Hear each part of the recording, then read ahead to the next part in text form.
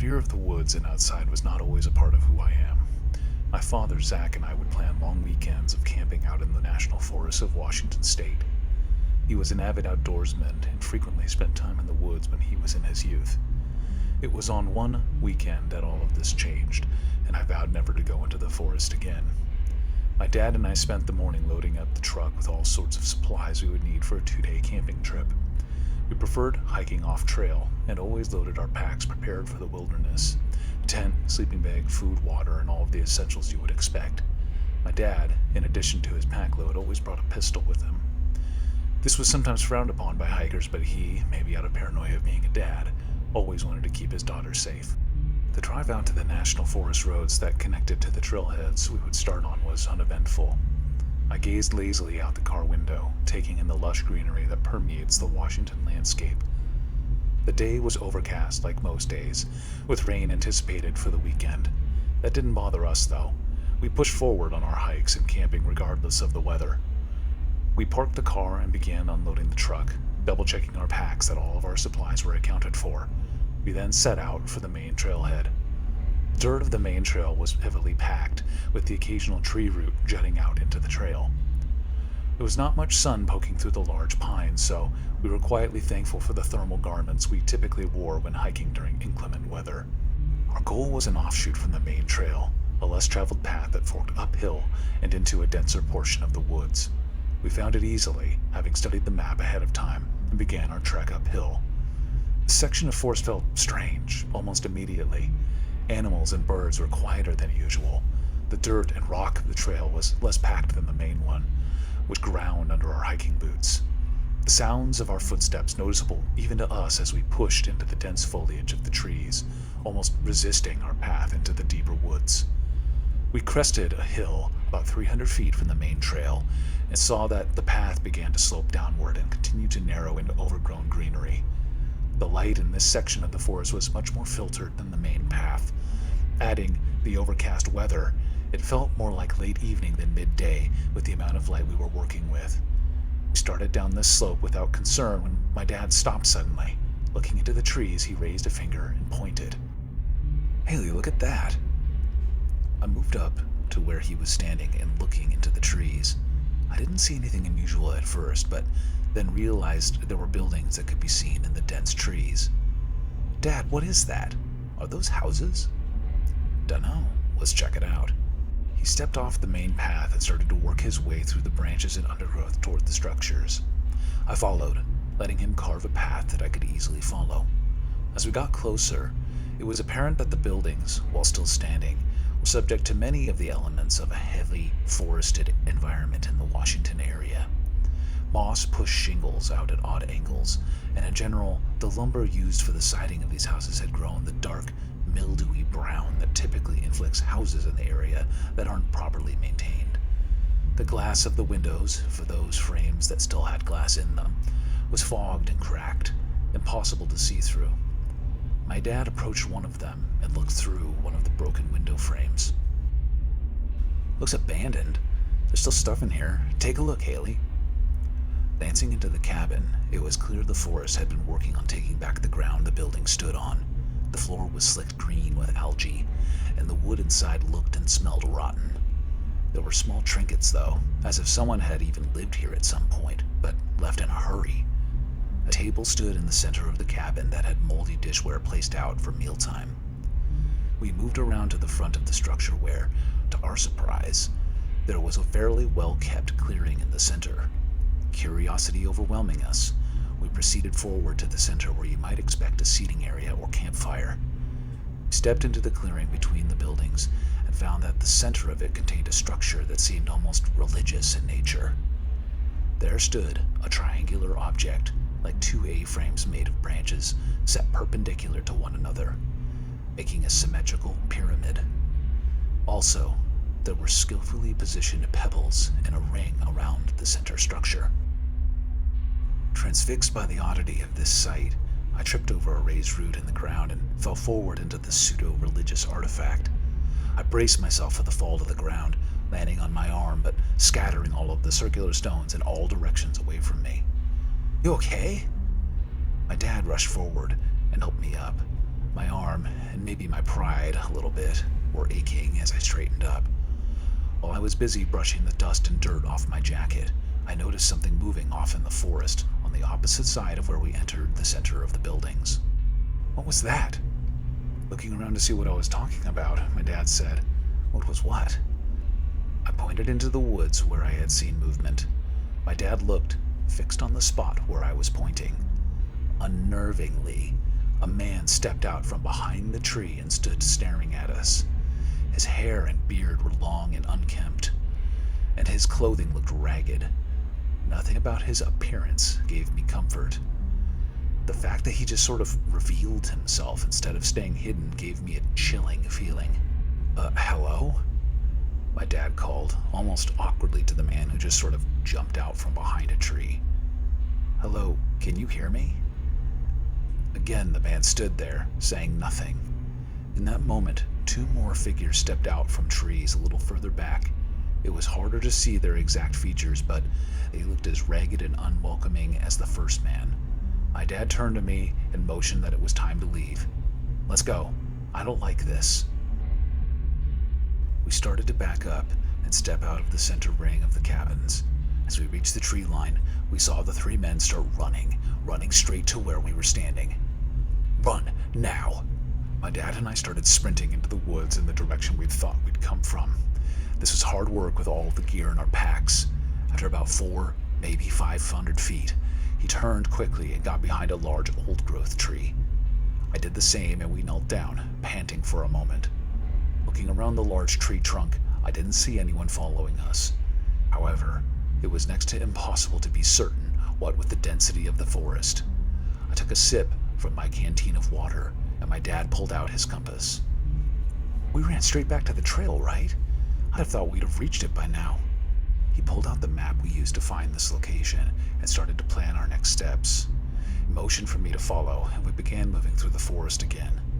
It was possible the forest had somehow gotten even more aggressively closed in. I was also constantly hearing footsteps all around us. Not like they were sneaking, no.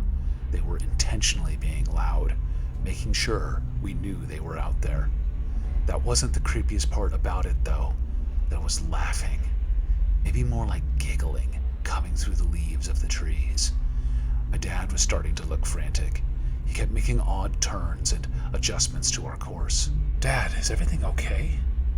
He stopped for a moment, looking down at his compass again and shaking his head. "Haley, come here. I must be having trouble reading this. You remember how to follow a compass. You lead for a bit." This caught me off guard, but I stepped forward and took the compass. I looked down at it and the map, plotted my course, and began stepping forward. As I did so, the compass slowly spun around 180 degrees into the opposite direction, as if instead of taking a few steps forward, I had turned around completely. Confused, I tested it again, looking at the map, my current location, choosing a path, and stepping forward. Again, the compass acted like I had turned around completely. This time I did turn around and looked at my dad. He looked as if he read my mind. "I guess we'll have to ignore the compass, Haley. Try to use landmarks. I wasn't paying attention when we went down to the cabins, and now I don't know how to get back to the trail." I looked down the hill from where we had come from. My heart sunk as 4 more ragged men came out from behind the trees, not moving toward us, just staring that blank stare at us again. My dad saw them too. Putting his hand on my back, we moved forward into the forest at a faster pace. After a couple of hours of seemingly no progress on finding a good direction, we started to lose light to the evening hours of the day. "We're going to have to set up camp before we lose all light. Let's get out our packs." He said this with apprehension in his voice, and I could tell he was not comfortable with making camp with such a recent sighting of these strange forest people. We gathered some wood from nearby, set up a tent, and got the fire going. I don't think either of us were up for sleeping, and so we sat by the fire, eating the food we'd brought with us, listening to the strange noises happening around us. The giggling had turned to outright laughing, and there was a low murmur, like dozens of people speaking in low whispers all around us. With the fire burning lower and lower, it was clear that neither my dad or myself were going out into the dark woods to find more. As the embers burned lower, the footsteps and speaking seemed to get closer and closer, until it was almost as if the people were next to us, whispering in our ears. My father stood as the last of the firelight was waning and shouted, "What do you want from us? Go away!" He drew his pistol from the holster on his belt and fired a single shot into the air. It wasn't until that moment, that otherwise insignificant amount of time, that we realized how much danger we were in. The muzzle flash from the pistol, for only a very brief second, illuminated the forest past our field of view from the smoldering fire. There were hundreds of them, standing in rows and rows all around us, as if the forest itself had become these people. There were no more trees, just body after body of strange, ragged, disheveled people who we could only assume were there to harm us. "Run, Haley, run!" I got up and ran for it. I didn't have my pack, gear, not even a flashlight. I just ran blindly into the forest. Behind me, I could hear my father yelling and more shots being fired, then a scream, and then silence. I kept running, my heart pounding, my lungs straining to pull air out of the cold night. Branches lashed at my face and arms as I ran through them without care. Maybe it was partly because of the fear and other pain that I didn't even feel my head slam against the trunk of a large tree. I fell and remembered no more from the night, knocked unconscious from the sudden and fierce blow to my head. When I woke, I was soaking wet, laying in thick underbrush on the forest floor. It was light out, but I couldn't tell what time of day it was or even what day it was. I pressed my hand to my face and pulled away a dark red stain on my hand from where I had smashed my head. As if being called by name, my head began to feel like it was splitting with pain in the area I had touched. I rolled over for the pain of it and covered my eyes. I knew I couldn't stay here. I had to get up and keep moving. I stood, carefully, slowly taking in my surroundings. I had no idea where I was, not after running blindly into the woods. No supplies, no equipment, no landmarks whatsoever to even find my way back to the camp. Trying not to let desperation overwhelm me, I pressed on, deciding to keep moving. The light of the day, however, began waning faster than I anticipated. With no gear, I was stuck huddling under the base of a large tree, trying to pull every bit of my body and jacket together to hold in warmth. The cold was one thing, but when I heard my dad screaming his lungs out in the middle of the night, that made me shake uncontrollably where I sat. The screaming pierced the night for 2 hours until it finally ceased, leaving the forest in cold silence. I shivered then, unsure of what to do. I wanted to help, but how? It was pitch darkness, I had no equipment, and I was still suffering from my head injury. As the sun broke through the trees, I got up and began moving again. Laughing coming from the trees just behind me. I turned and saw them, this time 8 or 12 of them, and they were walking toward me. I turned back to my path and ran, not sure where, but just trying to put distance between me and them. Not realizing I was coming to a slope, I put my right leg forward into open air and then began to tumble. An uncontrollable roll down a muddy hill and off a small cliff. This is it, I thought. I've lost all control, lost everything. In this moment of hopeless abandonment, my body hit water. I was plunged into cold snowmelt water. Resisting the urge to gasp, the second I submerged, I paddled my way to the surface. Swimming, grasping for the shore on the other side of the river, I pulled myself out of the frigid water. Shaking violently from the cold, I crawled as fast as I could away from the running water. I grasped a tree root and pulled myself upward. Looking back at the river, I could see the figures of the men standing in the open across from the flowing water. They just stood and stared, not moving, not attempting to cross the river. They turned and began walking back up into the woods. At first, I had no explanation for this.